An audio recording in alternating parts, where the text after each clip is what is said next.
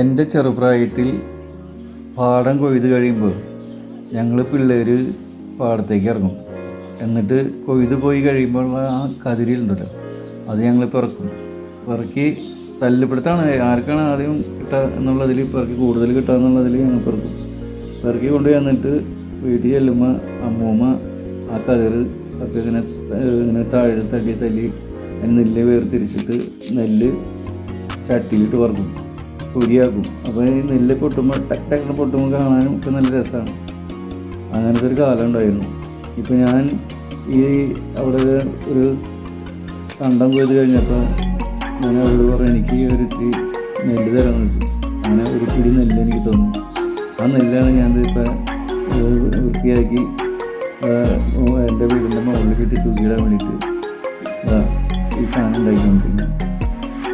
നമുക്ക് ഇതുപോലെ നെല്ല് കിട്ടുകയാണെങ്കിൽ നമുക്ക് സ്വന്തമായിട്ടൊരു വീടിൻ്റെ പുറത്ത് തൂക്കിയിടാവുന്ന രീതിയിലുള്ള ഒരു കിറ്റ് നെല്ല് തയ്യാറാക്കുക.